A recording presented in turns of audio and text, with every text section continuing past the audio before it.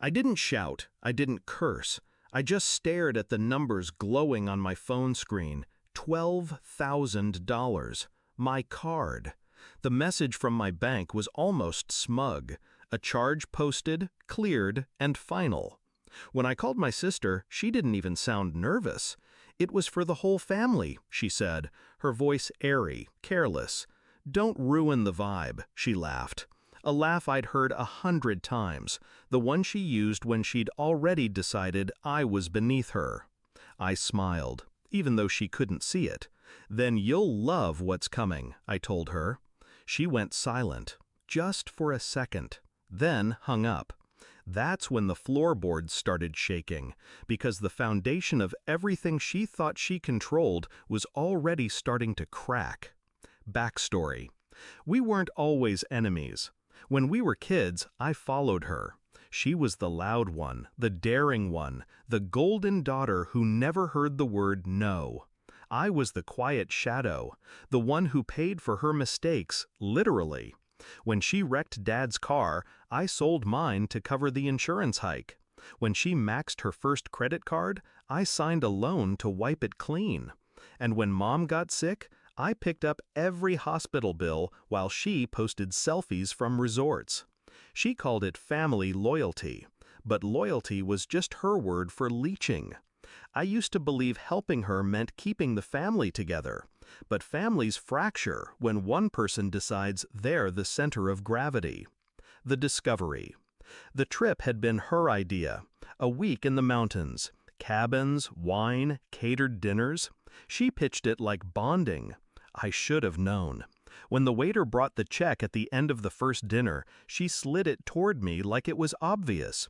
"You make more than all of us," she whispered, loud enough for everyone to hear. I didn't argue. I paid.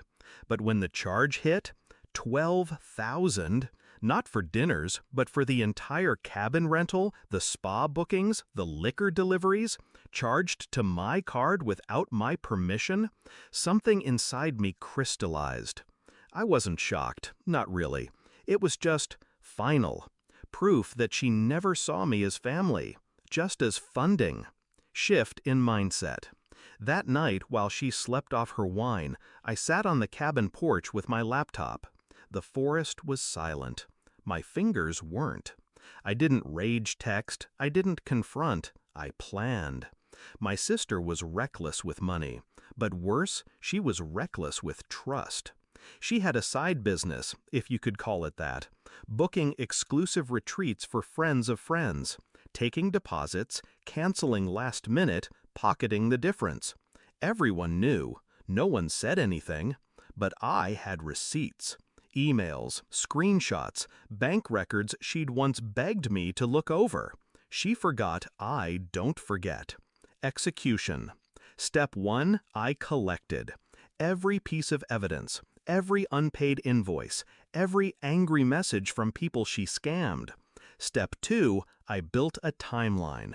Patterns, names, numbers, enough to look less like rumor and more like prosecution. Step 3, I sent one email. Not to her, to every client she had ever ghosted, every person who'd lost money. Attached was a neat folder, a roadmap of her lies. I didn't even sign my name. The truth didn't need my voice. Within weeks, the posts began. Angry threads, demands for refunds, screenshots of my files spreading like wildfire. Her reputation rotted online, one comment at a time. Then came the lawsuits, the cease and desists, the letters from lawyers. Climax.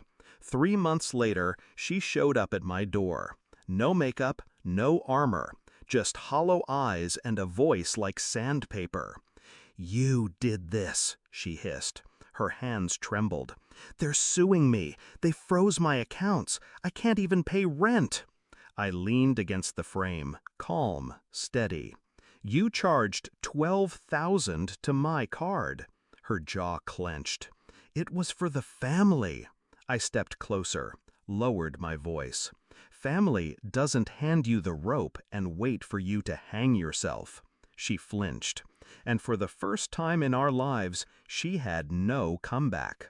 Resolution. She still calls, leaves voicemails, begs me to undo it, to fix what I broke. But I don't respond. I don't need to. The floorboards of her life collapsed the moment she thought I'd stay quiet forever. Funny thing is, I didn't destroy her.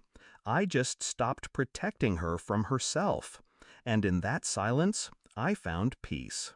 Final line. They say blood is thicker than water, but debt always drowns.